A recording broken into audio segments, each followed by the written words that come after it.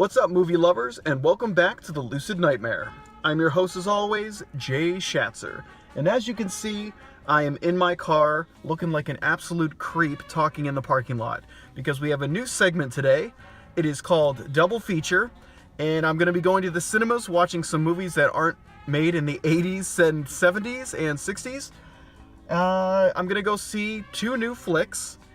Today is going to be, I'm going to kick it off with Happy Birthday to You, the sequel to Happy Death Day, and also going to see Alita Battle Angel, which both movies aren't too anticipated, but I figured I'd give them both a stab and see what they're like, because I love Robert Rodriguez. Interested to see what James Cameron produced CGI fest kind of sci-fi dystopian flick is like. And I just really liked Happy Death Day, the first film, and it was a nice little play on slasher comedies. So give them a chance, see what they are like. So gonna head in, see my first showing of Happy Death Day to You, or Birthday to You, I can't remember the exact title. And gonna go in right now and see what it's like. So I'll get back to you guys later.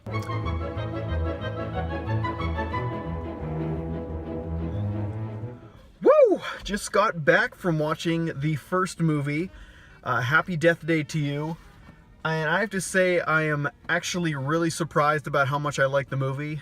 I guess, I enjoyed the first movie when I watched it, and I thought it was a good combination of comedy and horror and just kind of action and a lot of different weird time loop kind of stuff. And yeah, it starts off exactly where the first one left off, and it has the same exact kind of feel and tone to it, and this one packs a lot of emotional punch into the film. I don't remember it being that emotional in the first entry, but the sequel amps it up. It plays with all the characters that were in the first film. It's got a damn near perfect tone to it, and just, I don't know. I was in there laughing my ass off. I was in there being tense in the thrilling scenes that were just like the mixture of horror, and then I was on there tearing up like a little bitch on the emotional parts. It was actually the most thrilling movie I've seen in a long while, so that's kind of surprising coming from a little kind of horror comedy film that nobody really talks about in the first place. But yeah, that was quite a roller coaster of a ride. Definitely was a lot more than I thought I could handle for being the first film. I thought this was going to be the fluffy one. I'm just like, yeah, come and go, check it out, and then I'll see the bigger 2.5 hour Alita Battle Angel next. But yeah, that was impressive. If you are interested in checking this one out in the theater, I highly recommend that you definitely see the first film first, because there's so many aspects to it that you need to see the first film to fully enjoy the second film, because they pull tremendously from the first film. I mean, there's a handful of moments that they just rip directly from the first film that if you haven't seen it, you wouldn't know what the hell's going on. Like, the main character will turn and wink at somebody that she remembers interacting with in the first film. But yeah, with this one, they upped it by adding a sci-fi element to it, so they kind of spell out why the time loop is happening from the first film is more of a sci-fi element. So they have a device that kind of is the reason behind the first film. It's really cool how the characters in the first film are given more to do in the second one, and just the interactions between everyone, and just it's hard to say too much about the movie because I don't want to give away too much, because it really is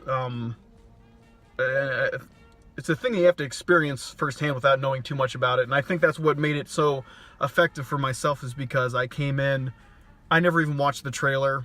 I just remembered watching the first movie, loved it. So I was like, they have a sequel, I'm gonna go out and check it out. And I think that was the best way to go in, because I really didn't know what to expect. I had no idea what they were going to be doing, what direction they were going in. But yeah, that was a fantastic film. a ridiculous surprise because I was not expecting to love it as much as I did. And to be honest, it was a great kind of romantic comedy, horror, sci-fi mix. Like, it's a perfect day to come out on around Valentine's Day, which is today when I'm filming. And it was just, yeah, it was a great romantic story. Very strange. I never expected that from it, but yeah, hell of a film, hell of a time at the movies. I was in every different kind of emotion throughout it and just loved the hell out of it. I think that number 1 and 2 just combined as a double feature, watching it would be one hell of an experience and just a great film in general. I'm actually taken back on how great I thought the film was. But I'm going to take a breather, and then I think in probably an hour's time I'm heading into Alita Battle Angel. It'll be a totally different tone for this film coming up. This is more of a sci-fi action, just special effects extravaganza. So looking forward to that. Maybe waste some time, see if there's any good buys somewhere in this area, and I'll see you next time when I come out of the theaters after watching Alita Battle Angel. See you then. Hey guys, 2.5 hours later, I am back. Just saw Alita Battle Angel, and it was pretty fantastic. Just a big, huge extravaganza sci-fi flick.